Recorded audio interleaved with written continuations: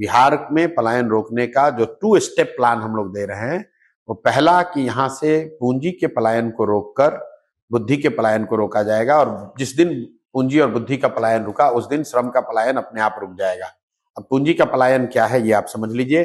बिहार में जो लोग यहाँ पर पैसा बैंकों में जमा करते हैं वो करीब करीब 4.5 लाख करोड़ रुपया हर साल होता है।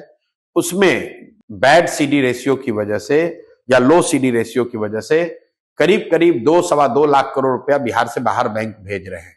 तो जन स्वराज का पहला स्टेप ये है कि इस बैंकों के जरिए होने वाले पूंजी के पलायन को अगर रोक दिया जाए तो बिहार में 2 से 2.5 लाख करोड़ रुपया एक्स्ट्रा हर साल निवेश होने लगेगा, जो कि बाहर के उद्योगपतियों का पैसा नहीं है, बिहार के लोगों का पैसा होगा।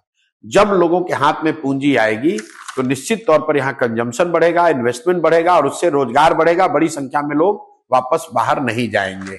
दूसरा जो हम लोगों ने कहा कि मनरेगा को हम लोग यहाँ कृषि से जोड़ना चाहते हैं, ताकि कृषि आधारित जो मजदूर हैं वो पंजाब और हरियाणा के खेतों में काम करने के बजाय बिहार के खेतों में काम करें।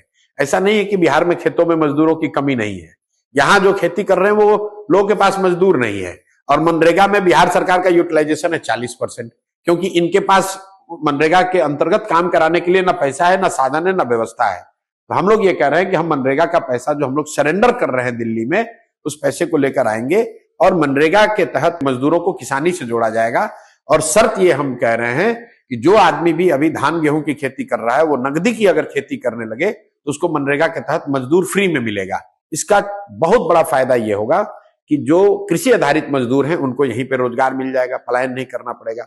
दूसरा, मनरेगा में चोरी बंद हो जाएगी, क्योंकि जिस किसान को भी मजदूर मिलेगा उससे वो काम कराएगा।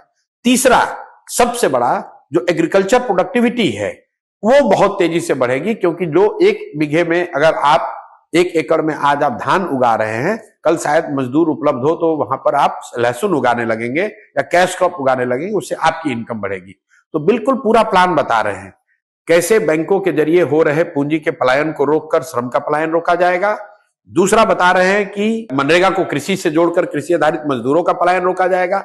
और तीसरा कि यहां घर घर इंटरेस्ट सबवेंशन की जो स्कीम लाकर हम लोग महिलाओं के हाथ में पूंजी देना चाहते हैं, ताकि घर घर में रोजी रोजगार हो सके। हम लोग ये कह रहे हैं कि 4% सालाना ब्याज पर यहां पर लोगों को कर्ज दिया जाए, ताकि लोग अपने अपने घर में छोटा मोटा रोजी रोजगार कर सके। उससे भी पलायन को रोकने में बहुत बड़ी मदद मिलेगी।